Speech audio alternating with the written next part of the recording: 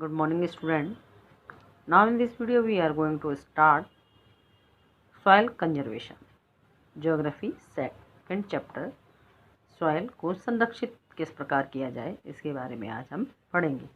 Soil conservation is an effort made by the human to prevent soil erosion and thereby retain the fertility of the soil. Soil conservation के माध्यम से तो मनुष्य जो है अनेक प्रयास कर रहा है कि प्रिवेंट यानी जो मिट्टी का बहाव है उसको रोका जाए और रिटेनिंग यानी जो उसकी उर्वरक क्षमता है फर्टिलिटी है उसको भी बनाए रखें. प्रिवेंट सॉइल को जो बहना है उसको रोका जाए. तो इन प्रयासों से क्या कर सकते हैं सॉइल का संरक्षित कर सकते हैं. Soil conservation is possible if it is manage properly using appropriate soil management technique and adopting the following measures. उनका ये भी कहना है कि सॉइल को हम इस प्रकार संरक्षित कर सकते हैं और तभी पॉसिबल हो सकती है यदि हम उसको उपयुक्त तरीक़ों से क्या कर सकें, उसका प्रबंध कर सकें और उचित तकनीक को अपनाकर क्या कर सकें, जो नीचे दी गई हैं अपनाकर सॉइल को हम संरक्षित रख सकते हैं. First point, changing agriculture practice. Agriculture कृषि में बदलाव ला के. स्ट्रिप क्रॉपिंग यानी पट्टीदार खेती है ना, ये करके पट्टीदार खेती करके. Sowing in a space between the row of the one crop with another crop. एक फसल के बाद बीच में क्या करना, जगह खाली छोड़ देना अनकल्टिवेटेड, और इससे क्या होगा कि सॉइल प्रोटेक्ट रहती है. एक में जो है मिट्टी से अपने जो फसल है वो क्या ले रही है, न्यूट्रिशन ले रही है. जो खाली छोड़ी है वो अगली बार के लिए क्या हो जाती है, उसकी फर्टिलिटी बढ़ जाती है. Multiple cropping and inter cropping are other way of the maintaining the precious soil and land resources. और दूसरा तरीका है कि एक ही भूमि पर अनेक प्रकार की फसलों को वहाँ पे उगाना, क्योंकि अलग अलग फसलों में अलग अलग प्रकार के न्यूट्रिएंट्स होते हैं जिससे कि सॉइल की क्या बनी रहती है, फर्टिलिटी बनी रहती है.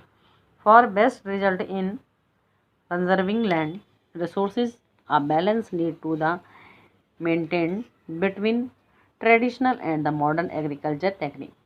और सबसे अच्छा तरीका है संतुलन बनाए रखने का कि हमें पुराने जो पारंपरिक तरीके हैं और जो मॉडर्न आधुनिक तरीके हैं उनको अपनाना चाहिए, दोनों ही प्रकार के. ऐसे नहीं कि सिर्फ जो है मॉडर्न तरीक़ों को अपनाकर हम जो है भूमि की उर्वरकता को नष्ट कर सकते हैं. सेकंड पॉइंट है practice of the terrace farming. Terrace farming यानी सीढ़ीदार जो फार्मिंग कहाँ होती है, पहाड़ी इलाकों में होती है, ये सीढ़ीदार फार्मिंग है, टेरेस फार्मिंग बोलते हैं. काउंटर प्लगिंग इन अ माउंटेनियस एरिया. और इसके अलावा काउंटर प्लगिंग यानी समोच्च रेखा, इसमें भी क्या होता है कि एक मेड सी बनाई दी जाती है. Terrace farming is a practice of the cutting step in a hill slope to provide flat and for the cultivation. ये देखो कट खेती बना रखी है ताकि क्या है, इस खेत की मिट्टी बहे तो इसमें पहुँचे, इसकी तो इसमें, तो जो इसमें खाद और कुछ भी डाला गया है उसका ज़्यादा से ज़्यादा क्या ना हो, मिसयूज ना हो, वो बह ना जाए. And check the soil erosion. और इससे बचाव भी होता है मिट्टी के बहने का. Counter plugging is a plugging of the land along the counter in a parallel way instead of up and down the slope. वो कह रहे हैं कि काउंटर प्लगिंग जो है समोच्च खेती जो है एक ही सीधे ही खेती पे की जाती है और उसमें लेकिन मेंढ बना दी जाती है ताकि क्या है, कुछ पानी का बहाव या जो मिट्टी का बहाव है वो ज़्यादा आगे तक ना बहे और उसमें मिट्टी में नमी बनी रहे. This check soil erosion by the run off. इसके द्वारा हम वही कह रहे हैं कि सॉइल को बहने से बचा सकते हैं. Field fall rest the soil and the rejuvenate damage soil.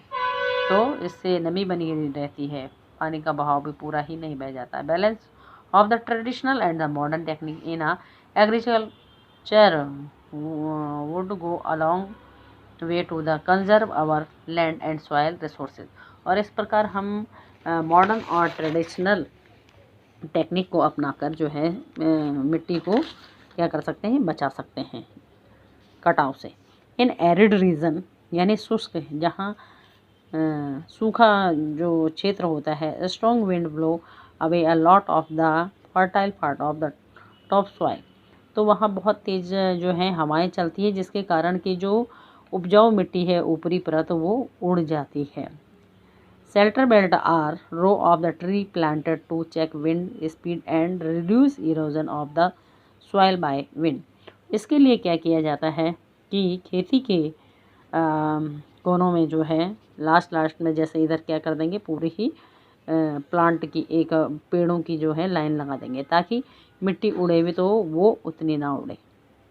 तो हर खेत की बाउंड्री पे पेड़ों को जो है लगा दिया जाता है, ताकि मिट्टी का जो है कटाव कम से कम हो वो विंड के द्वारा।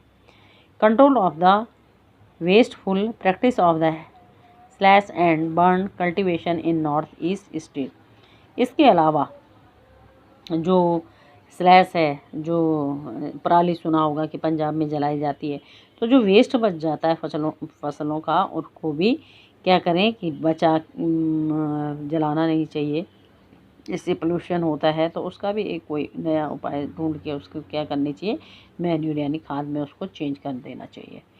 फिफ्थ है कंट्रोल ऑफ द डिफॉरेस्टेशन, जंगलों को कटाव से बचाना चाहिए। Promoting planting of the trees and plugging of the gullies, और पेड़ों को ज़्यादा से ज़्यादा लगाना चाहिए। और गलीज यानी जो क्या बन जाती हैं, बरसाती नाले बन जाते हैं, उनको नहीं बनने देना चाहिए, क्योंकि वो भी क्या करते हैं, उपजाऊ मिट्टी को बहा के ले जाते हैं। In area of the clay soil in a absence of the vegetation a lot of the soil is wash away the gully region. जहाँ पे कैसी सॉइल होती है,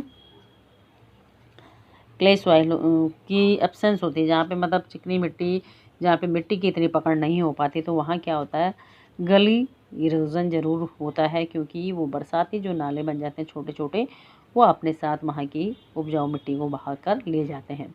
एंड शीट इरोजन भी कहा जाता है। तो इस प्रकार जो है अनेक जो कारण हैं वो मिट्टी को क्या करते हैं, क्षति पहुंचाते हैं। और हमें मिट्टी को बचाना है तो इन 5 जो पॉइंट्स बताए गए हैं इनको अपनाना चाहिए। ये आपका चैप्टर जो है कंप्लीट हुआ।